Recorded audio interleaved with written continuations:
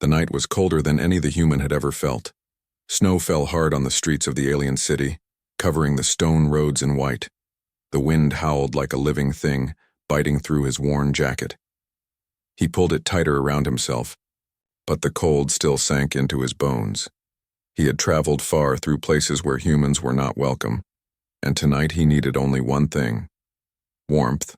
At the corner of a quiet street stood a small cafe, its windows glowing with soft blue light. It looked almost empty, but the smell of roasted beans drifted through the cracks in the door. The human pushed it open, and a bell rang gently above. His head inside, the air was warmer, but silence filled the place, broken only by the sound of clinking cups. Strange symbols glowed on the walls, written in the alien language he still could not read. Behind the counter stood a girl. Her skin was pale blue like frost on glass, and faint silver lines traced along her arms, glowing softly as if alive. Her hair fell down her shoulders like strands of white fire, and her eyes, bright and glowing with deep sadness, watched him as he entered. She looked younger than most, who worked in such places, yet her gaze held the weight of years. The human felt the cold again, but not from the storm outside. It came from the emptiness in her eyes. He walked slowly toward the counter, his boots leaving wet marks on the wooden floor. The girl's hands trembled as she wiped the counter with a cloth, though it was already clean. Her voice was soft, so soft he almost missed it. "Buy me a warm drink, human," she whispered, her eyes fixed on him. The words caught him off guard. It was not a simple request. It was almost a plea, a secret cry for help wrapped inside a strange bargain. He frowned, unsure he had heard her right. "What did you say?" he asked, his voice rough from the cold. Her eyes flickered toward the door, as if making sure no one else heard, and then back to him. "Buy me a warm drink," she repeated, a little louder this time. "And I'll belong to you behind the counter." The human froze, confused. Belong? What kind of words were these, especially from someone working in a cafe? He looked around, but no one else seemed to notice. A few alien customers sat in shadowy corners, sipping quietly, their faces hidden. No one cared about the girl or her. Strange words, the human's heart began to beat faster. A strange mix of fear and curiosity pulling him closer. Why would she say that to him? A stranger, a man with nothing but a worn jacket and frozen hands. Slowly, he placed a few credits on the counter, the little money he had left.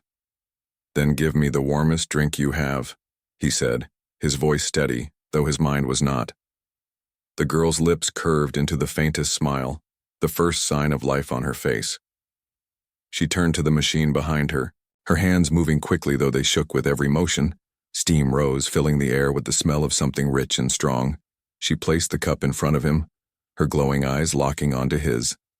For a moment, he thought she was about to speak again, but she stayed silent. He lifted the cup, letting the heat soak into his fingers. But before he could drink, a heavy voice broke the silence. "Well, well, human," it growled. From the shadows at the back of the cafe, a large alien stepped forward. His skin was dark green, rough like stone, and his eyes burned with cruelty.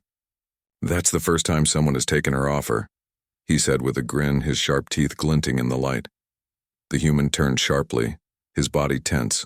"What offer?" he asked, his voice low. The alien laughed, a sound like rocks grinding together. "You just bought yourself a worker, fool," he said. "The girl belongs to you now, behind the counter and beyond." The human's stomach twisted, his eyes flicking to the girl. Her head was lowered, her hands folded tight as if she had heard these words 100 times before.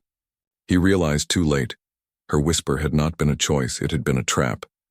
But the strangest thing was not the laughter of the alien, nor the weight of the stares that now turned toward him. It was the girl's trembling smile, soft and fragile, as if she still held on to something he could not yet see. The cafe grew heavy with silence again. The storm outside roared against the windows, but inside the true storm had just begun. The human had entered seeking warmth, but instead he had stepped into chains he did not yet understand.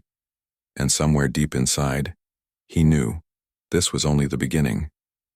The human's hands tightened around the warm cup, The drink's heat was the only comfort he had, but even that felt distant now.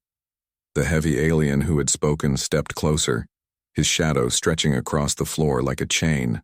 His rough boots thudded against the wood, each step echoing with cruel confidence. "You humans never learn," the alien sneered, his voice low and sharp. "Always walking into places you don't understand, always paying for things you cannot carry." He slapped a thick hand against the counter, making the girl flinch. "She belongs to you now. Human. You bought her." The human's heart pounded, his mind racing. He had come here only for warmth, only for a drink. But now every eye in the cafe was turned on him. Some customers laughed under their breath, others shook their heads with pity. It was clear they had seen this before, a cruel joke played on outsiders. The girl raised her head slowly, her glowing eyes meeting his for a moment. Her lips moved, whispering only for him.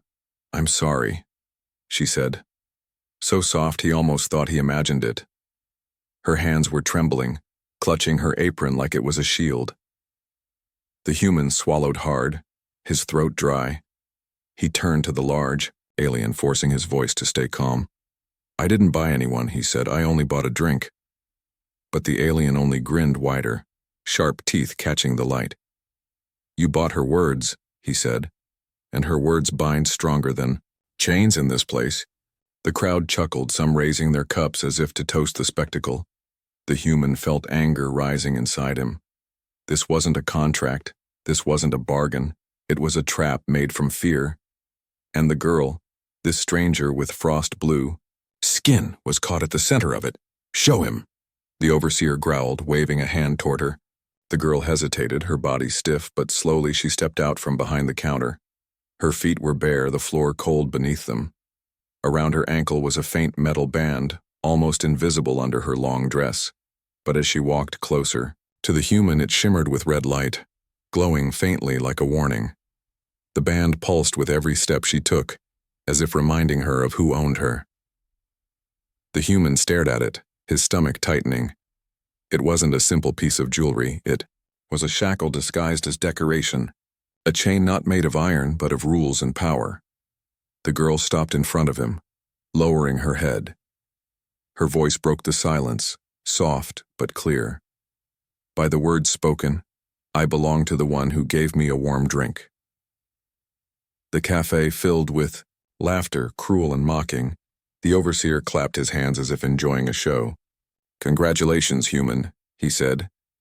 "You are now master to a servant who cannot break her own bond." The human felt sick, his fists tightening at his sides. He hadn't asked for this, hadn't wanted this. And yet here she stood, bowing in front of him, chains hidden beneath her fragile form. He bent slightly toward her, lowering his voice so only she could hear. "Is this true?" he asked. "Are you really bound to me now?" Her eyes lifted just enough to meet his, glowing with a strange mix of shame and hope. "Yes," she whispered. "The contract was made the moment you accepted my words." Her lips trembled. "But you can walk away, leave me here, forget me."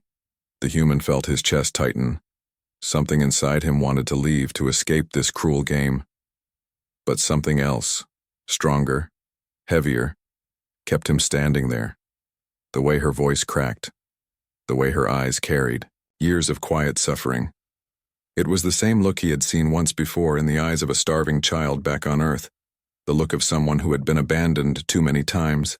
"I can't," he whispered back, almost to himself. The girl blinked, as if his words were something she had not expected. Her hands shook harder, and for a moment her eyes brightened. But then the overseer's voice cut through again, loud and cruel. "Don't make promises you can't keep, human," he laughed. "You can't afford her debt. You can't even afford your own life in this city." The human turned, meeting the alien's gaze with quiet defiance. "Maybe not," he said, his voice calm but steady. "But she's not yours anymore." The cafe grew still, the laughter fading, replaced by whispers. The overseer's grin twisted into something darker. He leaned forward, his breath heavy with the smell of rot. "Then you've just made yourself my enemy," he growled. The girl gasped softly, her glowing markings flickering like faint stars across her skin. She tugged at the human's sleeve, whispering urgently, "You don't understand. Once you claim me, you can't walk away. They will hunt you too."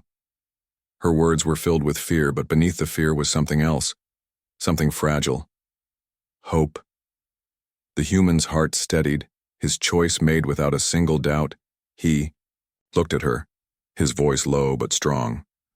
"Then let them come," he said. "I'm not leaving you here." The overseer's laughter shook the walls. The customers watched in silence now, their eyes wide, some with disbelief, others with quiet respect. The human had walked into a trap. Yes, but instead of running, he had pulled the chains onto himself, and in that moment the girl understood. This stranger was not like the others. Outside, the storm raged harder, snow slamming against the glass. Inside, a new storm began, one that would decide both of their futures. The human had made a bargain without meaning to, but now that it was made, he would not break it. And behind the counter, the girl's trembling heart whispered one thought she dared not speak. Perhaps at last, she had found someone who would not let go. The storm outside beat against the cafe windows, but inside the tension was heavier than the snow. The human stood stiff, the girl close to him, her glowing skin faint in the dim light. The overseer leaned back against the wall, arms crossed, his grin sharp and cruel. He did not push further, not yet, because he wanted the human to feel the weight of what he had taken.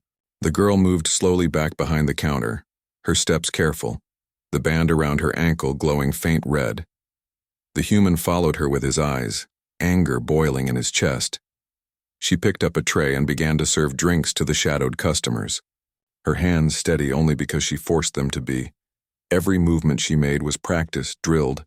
There was no freedom in her work, only survival.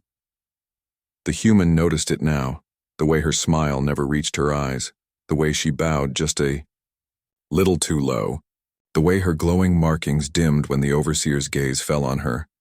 This was no simple job. This was a cage built behind the counter, a prison with no bars, yet no escape. When she returned to him, placing a refill on his table, he leaned closer, his voice low. "Tell me the truth," he said. "How long have you been here?" Her hands froze on the cup, her glowing eyes flickering like a candle in the wind. "Since I was 12, she whispered. "I was sold here by my own kin to pay their debt." Her voice cracked, but she forced herself to continue. "They said it would only be for a few years, but the debt never ends. The overseer makes sure of it." The human's jaw tightened, his fists clenching beneath the table. "What do you mean the debt never ends?" he asked. Her lips trembled, and she lifted her dress slightly, showing the glowing band at her ankle. "This," she said, "it counts every credit I earn, every drink I serve, but the numbers never go down." Her eyes filled with quiet pain. "He changes the records, adds charges for mistakes I never made, food I never ate, air I never used." The human stared at the glowing band, rage building inside him. It was slavery disguised as debt, a chain disguised as duty, and no one in this cafe dared to question it. The girl dropped her dress quickly, covering the band again, her eyes darting nervously toward the overseer. "If he sees me show you this, he will punish me," she whispered. "Please, pretend you saw nothing." The human's heart ached at the way she begged. He had seen suffering before, but never like this, never wrapped in quiet obedience, never painted over with fake smiles. He wanted to break the band, to tear it off, with his hands, but he knew it was not so simple. This was a system, a chain that went deeper than metal, deeper than one cruel overseer. She was trapped in something much larger, and now so was he. That night the cafe began to empty, one customer after another leaving for the storm. The overseer stayed, watching from the corner, his sharp eyes fixed on the human. The girl cleaned, tables with silent hands, her glow dimming as the hours dragged on. When she passed near him again, the human spoke softly. "You don't have to bow to me," he said. "I'm not your master." She stopped, frozen, her glowing eyes wide with surprise. "No one has ever said that to me," she whispered, her voice trembling. And then she looked down, her face hidden. "But it doesn't matter. You are caught now. You cannot undo it. The human leaned closer, his voice firm. Listen to me, you are not property, not to me, not to anyone. His words carried weight, not just to her, but to himself, because he knew the moment he spoke them, he had made his choice. He would not walk away, not tonight, not ever. The girl's hands shook, the tray almost slipping, but for the first time her glowing eyes softened.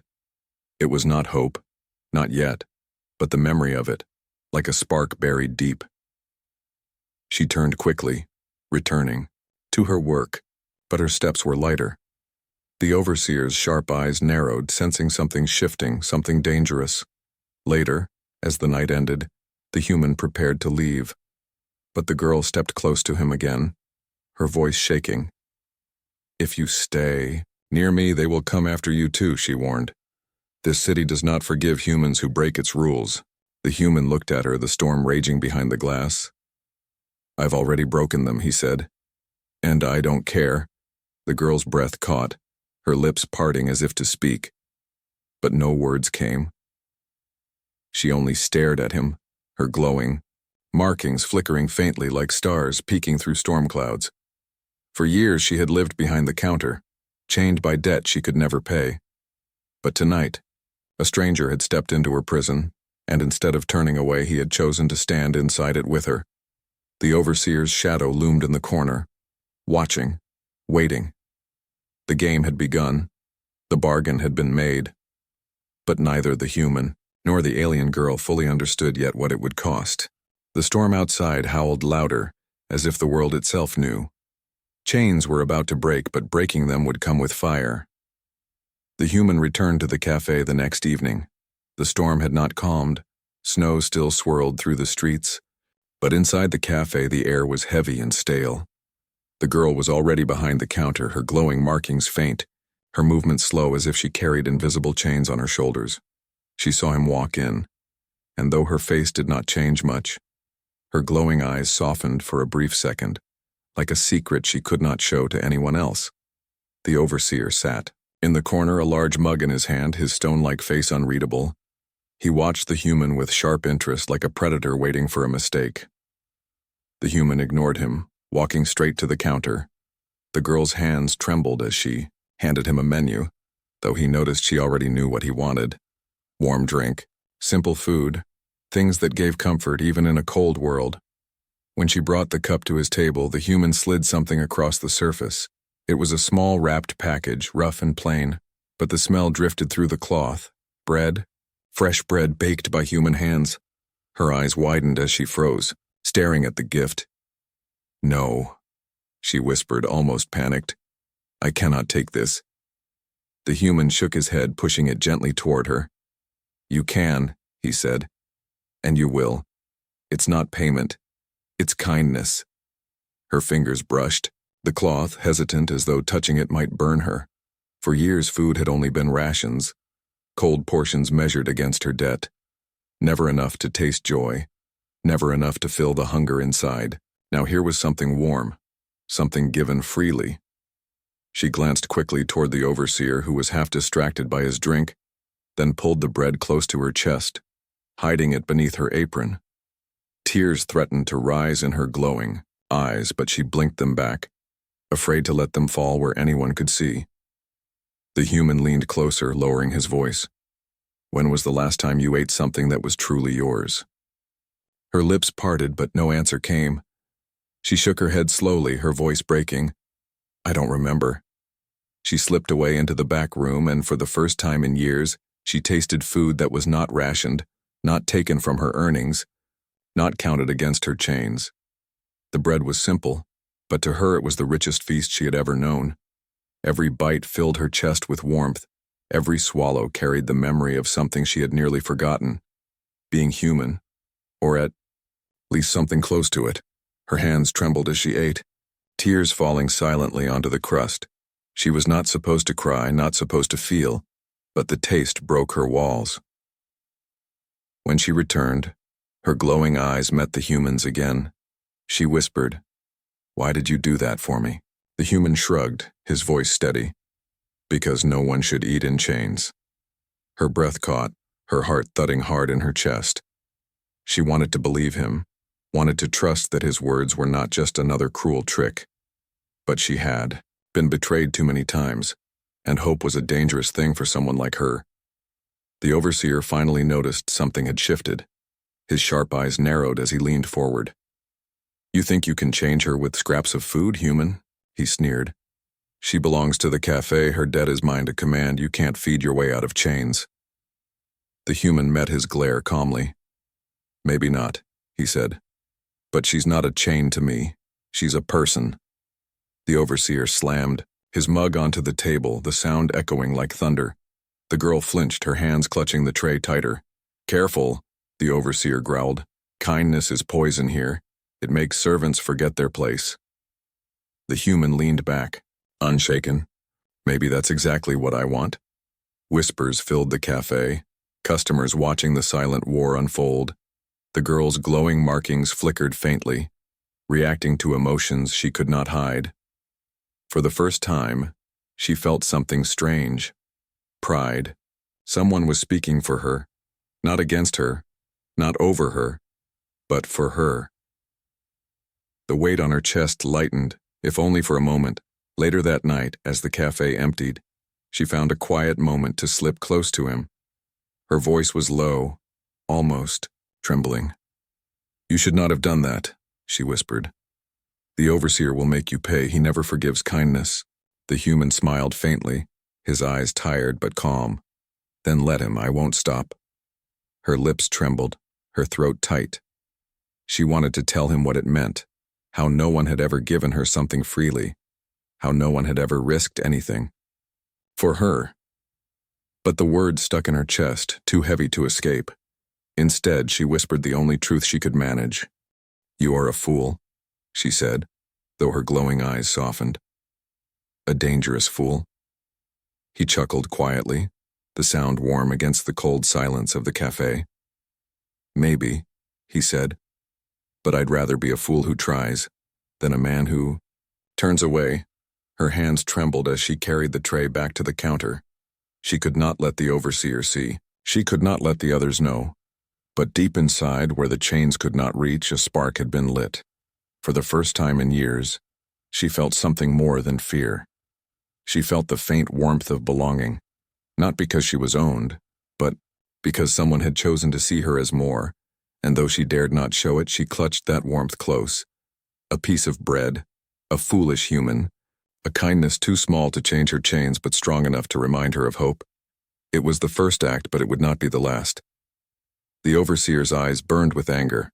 The storm outside raged louder, and the girl knew this path would not end quietly. The cafe was louder than usual that night. More customers crowded the tables, their voices rising above the clinking of cups.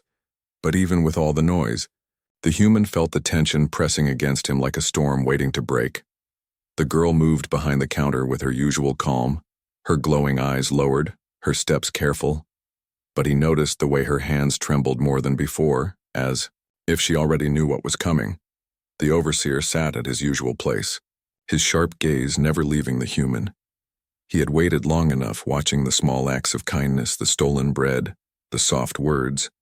Now he was ready to strike. When the cafe began to quiet, he slammed his mug down, the sound cutting through, the noise like a blade.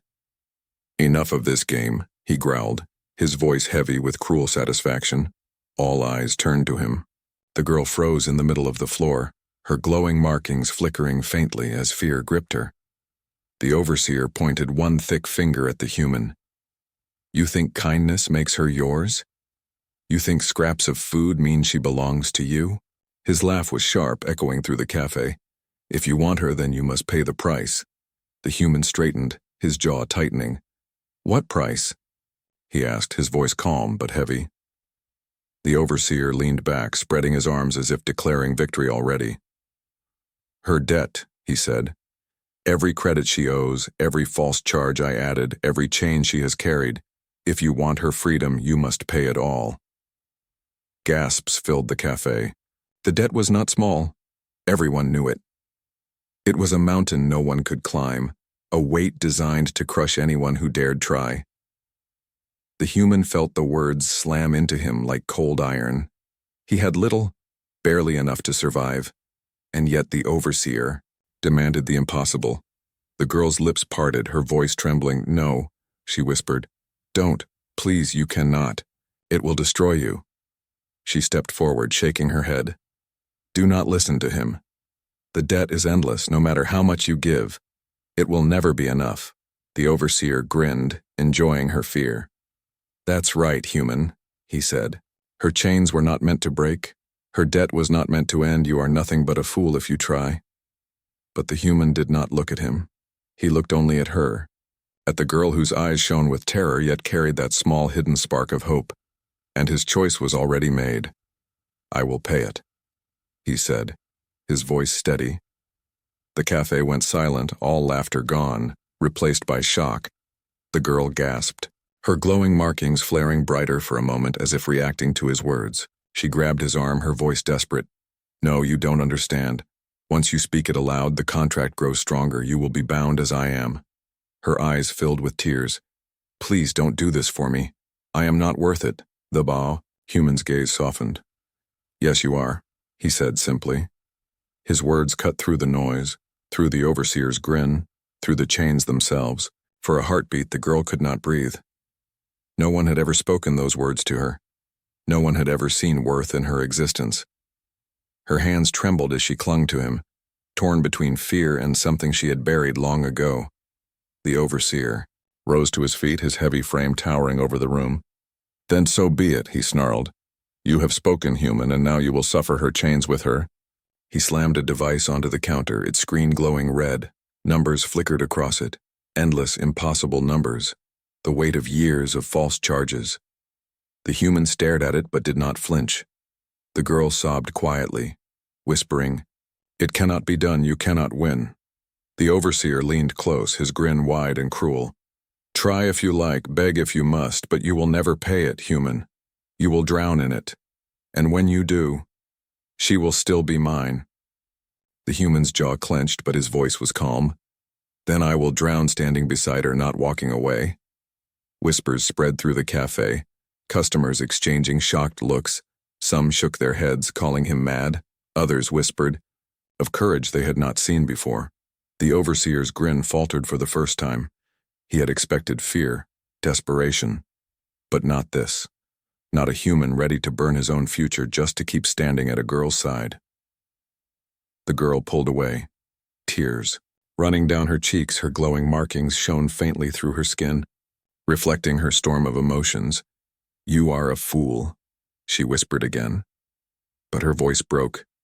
"A fool who does not know when to let go." Yet deep inside, something had changed. The chains around her heart loosened, if only a little. Because, for the first time in her life, she felt like she was worth fighting for.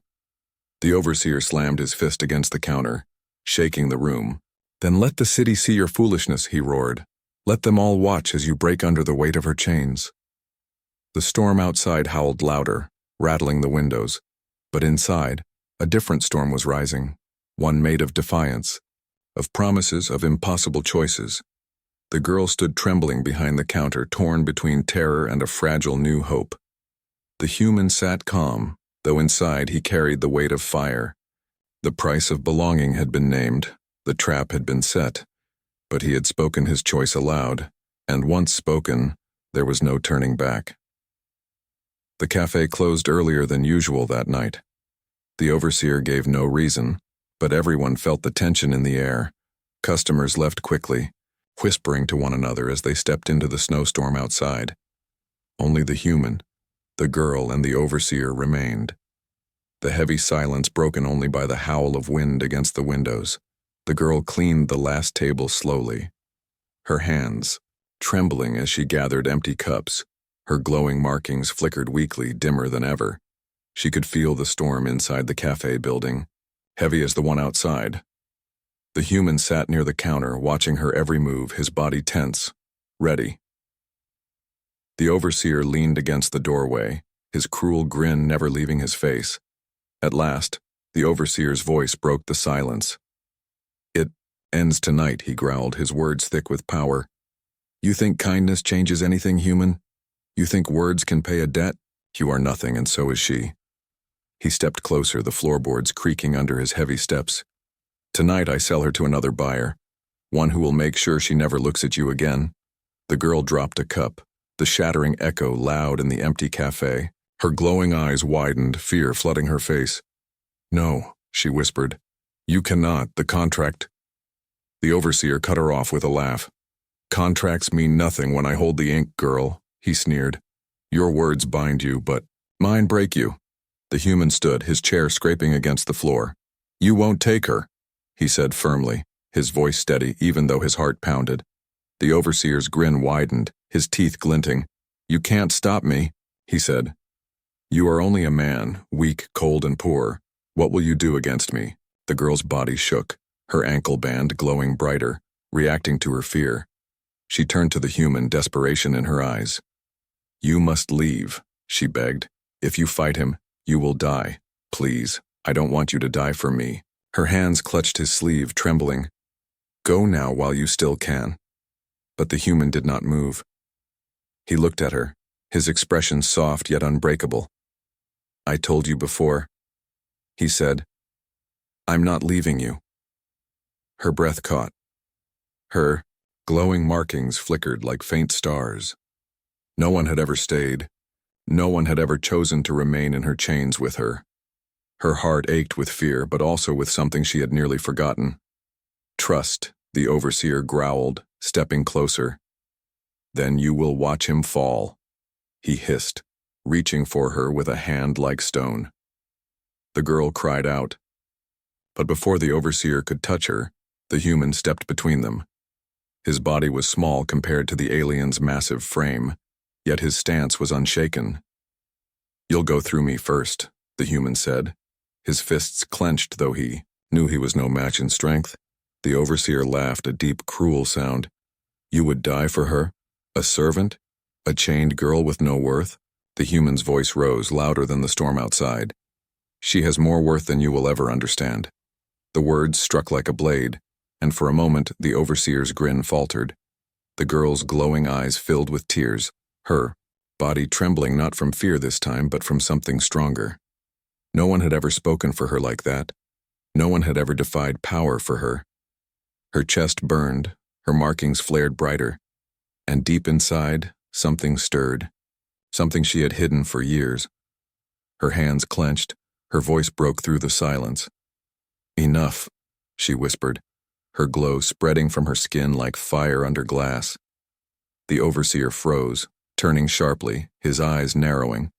The human glanced back at her, surprise flashing across his face. The girl's trembling faded, her body steady now as light traced across her arms and shoulders.